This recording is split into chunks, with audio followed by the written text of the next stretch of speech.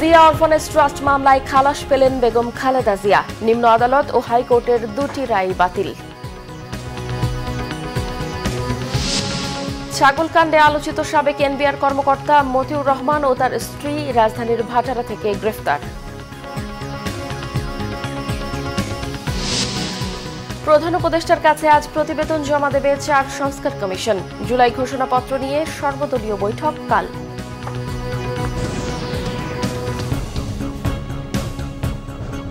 দেখছিলেন crown cement সংবাদ শিরোনাম। এবারে বিস্তারিত।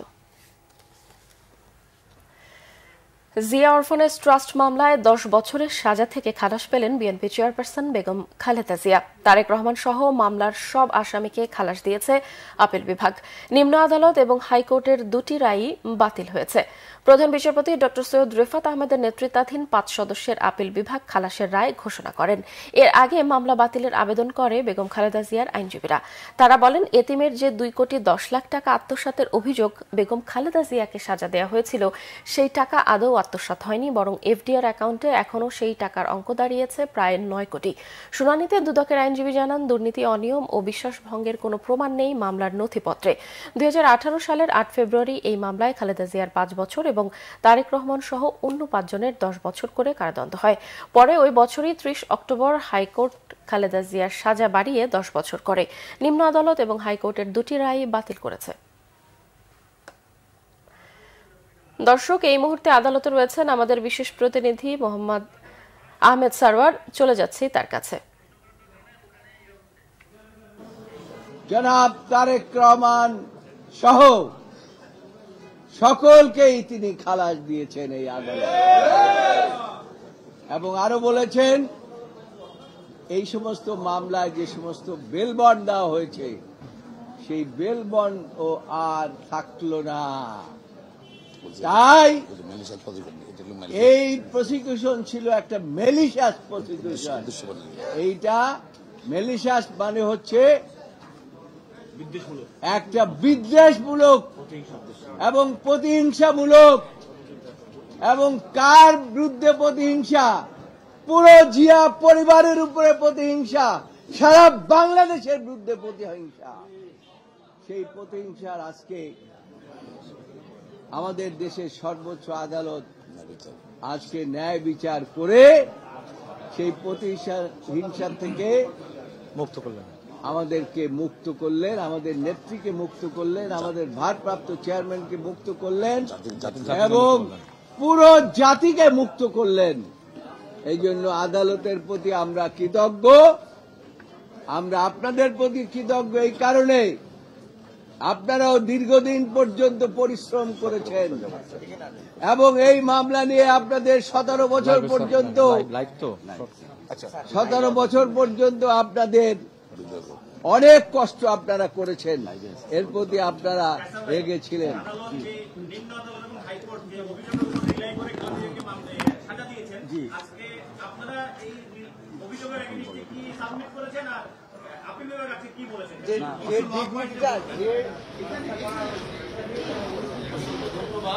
আমরা প্রথমেই মহান আল্লাহ তাআলার দরবারে কৃতজ্ঞতা জ্ঞাপন করছি।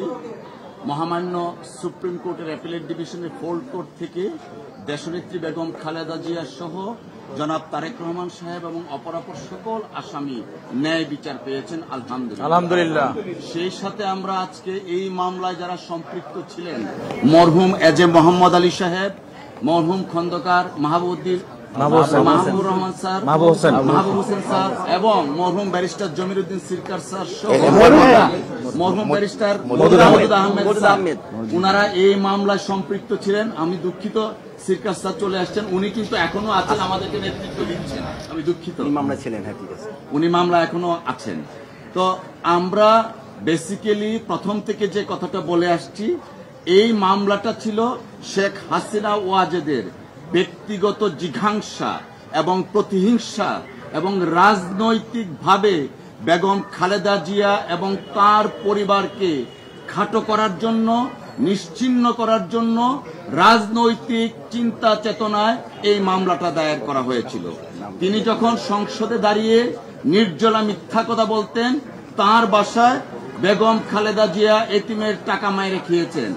আজকে আদালতের মাধ্যমে প্রমাণিত হলো দেশনেত্রী বেগম খালেদা জিয়া ইনোসেন্ট, এবং সর্বোচ্চ আদালত বলেছেন ফাউন্ড নট গিলটি। এবং এই মামলায় যে সামাজিকভাবে দেশনেত্রী বেগম খালেদা জিয়া সহ অপরাপর আসামিদেরকে লেবেল করা হয়েছিল, সেই ব্যাপারেও আদালত অ্যাড্রেস করেছেন। পূর্ণাঙ্গ জাজমেন্ট পেলে আমরা বুঝবো। ম্যালিশিয়াস প্রসিকিউশনের কথাটা আনা হয়েছে, আলটেরিয়ার মোটিভের কথা আনা হয়েছে, অর্থাৎ আজকের জাজমেন্টে প্রমাণিত হয়েছে শেখ হাসিনা ওয়াজেদ তার ব্যক্তিগত রাজনৈতিক উচ্চাভিলাষ এবং ফ্যাসিজমকে প্রলং করার জন্য দেশনেত্রী বেগম খালেদা জিয়া, জনাব তারেক রহমান সাহেব সহ অপরাপর আসামিদেরকে এইখানে অন্তর্ভুক্ত করেছিলেন। এবং পরবর্তীতে মহামান্য হাইকোর্টের একটি বিভাগ, দুঃখ লাগে, অ্যাপিলেট ডিভিশন থেকে বলে দিল 4 মাসের মধ্যে আপিল নিষ্পত্তি করতে হবে। দর্শক, এতক্ষণ দেখছিলেন বেগম খালেদা জিয়ার মামলা রায়ের বিষয়ে আইনজীবীদের ব্রিফিং। ফিরছি অন্যান্য সংবাদে। ছাগলকাণ্ড নিয়ে আলোচিত জাতীয় রাজস্ব বোর্ড এনবিআর এর সাবেক সদস্য মতিউর রহমান ও তার স্ত্রী সাবেক উপজেলা চেয়ারম্যান লাইলা কানিসকে গ্রেফতার করা হয়েছে। মঙ্গলবার দিবাগত রাতে রাজধানীর ভাটারা এলাকা থেকে তাদের গ্রেফতার করেছে গোয়েন্দা পুলিশের একটি দল। তবে কোন মামলায় তাদের গ্রেফতার করা হয়েছে সে সম্পর্কে সুনির্দিষ্ট তথ্য জানাতে পারেনি ডিবি। যদিও এই দম্পতির বিরুদ্ধে একাধিক মামলা রয়েছে। সবশেষ গত 6 জানুয়ারি তাদের বিরুদ্ধে 3টি মামলা দায়ের করেছে দুদক। 124 কোটি টাকার অবৈধ সম্পদ অর্জন ও সম্পদের তথ্য গোপনের অভিযোগে মতিউর রহমান ও তার প্রথম স্ত্রী লাইলা কানিজ ও ছেলেমেয়ের বিরুদ্ধে মামলাগুলো দায়ের করে দুর্নীতি দমন কমিশন দুদক। কোরবানির জন্য 15 লাখ টাকা দিয়ে একটি ছাগল কিনতে গিয়ে আলোচনায় আসেন মতিউরের ছেলে মুশফিকুর রহমান ইফাত। এসব আলোচনার মধ্যে একের পর এক বেরিয়ে আসতে থাকে মতিউর পরিবারের বিপুল বিত্ত বৈভবের চাঞ্চল্যকর তথ্য। পরে গত বছরের 4 জুন মতিউর ও তার পরিবারের সদস্যদের জ্ঞাত আয় বহির্ভূত সম্পদের অনুসন্ধানে নামে দুদক। প্রধান উপদেষ্টা ডক্টর মোহাম্মদ ইউনূসের কাছে আজ প্রতিবেদন জমা দেবে 4টি সংস্কার কমিশন। বেলা 11টার দিকে প্রধান উপদেষ্টার কার্যালয়ের তার কাছে প্রতিবেদন পেশ করবে সংস্কার কমিশনগুলো। প্রধান উপদেষ্টার প্রেস সচিব শফিকুল আলম গতকাল জানিয়েছেন, বিকেল 3টায় এই ইস্যুতে ফরেন সার্ভিস একাডেমিতে প্রেস কনফারেন্স হবে। সংস্কার কমিশন আসবেন, এসে চিফ অ্যাডভাইজারের যে কার্যালয় তেজগাঁওয়ে ওনারা চিফ অ্যাডভাইজার এবং অন্যান্য অ্যাডভাইজাররা থাকবেন, আমাদের মাহফুজ আলম উনিও থাকবেন। ওনাদের কাছে এইটা হ্যান্ড ওভার করবেন, করার পরে এটা নিয়ে একটু আলাপ হবে। পুরো জিনিসটা ওরা বলবেন যে কি কি ফাইন্ডিংস আছে, কি কি বিষয় আছে, বিশদ বর্ণনা থাকবে। থাকার পরে যেটা হবে যে 1:30টা পর্যন্ত আমরা এক্সপেক্ট করছি এই মিটিংটা হবে। হওয়ার পরে লাঞ্চের পরেই আমরা আমাদের এখানে কয়েকজন অ্যাডভাইজার আসবেন, আমরা এখনো জানি না কারা আসবেন, এসে আপনাদেরকে পুরো জিনিসটা ব্রিফ করবেন। এটা 3টার সময় আমরা এখানে প্রেস কনফারেন্স ডেকেছি কালকে। কাল বৃহস্পতিবার প্রধান উপদেষ্টার নেতৃত্বে সর্বদলীয় বৈঠকে জুলাই ঘোষণাপত্র চূড়ান্ত করা হবে বলে জানিয়েছেন উপদেষ্টা মাহফুজ আলম। তিনি দাবি করেন, ছাত্রদের তৈরি খসড়া ঘোষণাপত্রের একাধিক বিষয়ে বিএনপি জামায়াত সহ বিভিন্ন রাজনৈতিক দল ঐক্যমতে পৌঁছেছে। মঙ্গলবার রাতে ফরেন সার্ভিস একাডেমিতে ব্রিফিংয়ে উপদেষ্টা মাহফুজ আরও বলেন, গণ অভ্যুত্থানের পক্ষের সকল শক্তি ও দল এই সংগঠনের সাথে এই ইস্যুতে আলোচনা করা হবে। তবে ফ্যাসিস্ট শক্তির সহযোগী জাতীয় পার্টির সাথে আলোচনা যৌক্তিক মনে করছেন না তারা। অন্তর্বর্তী সরকার জুলাই ঘোষণাপত্রের আইনি ডকুমেন্ট তৈরি করবে, পাশাপাশি গণপরিষদের নির্বাচিত প্রতিনিধিরা ঘোষণাপত্র সংবিধানের অন্তর্ভুক্ত করবেন বলেও তিনি আশা প্রকাশ করেন।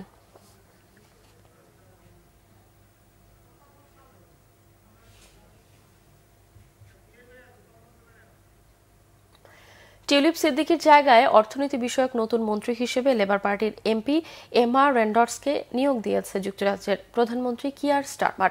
দুর্নীতির একাধিক অভিযোগে বাংলাদেশে তদন্ত শুরু হলে দলের ভেতরে বাইরে ব্যাপক সমালোচনার মুখে পড়ায় মঙ্গলবার যুক্তরাজ্যের মন্ত্রিত্ব ছাড়তে বাধ্য হন শেখ হাসিনার ভাগ্নি টিউলিপ সিদ্দিক। যুক্তরাজ্যের অর্থ মন্ত্রণালয়ের অর্থনীতি বিষয়ক মিনিস্টার বা ইকোনমিক সেক্রেটারি ছিলেন তিনি। যুক্তরাজ্যের আর্থিক খাতের দুর্নীতি দমনের দায়িত্বে ছিলেন তিনি। মঙ্গলবার ব্রিটিশ প্রধানমন্ত্রী কিয়ার স্টারমারের কাছে পদত্যাগপত্র জমা দেন টিউলিপ।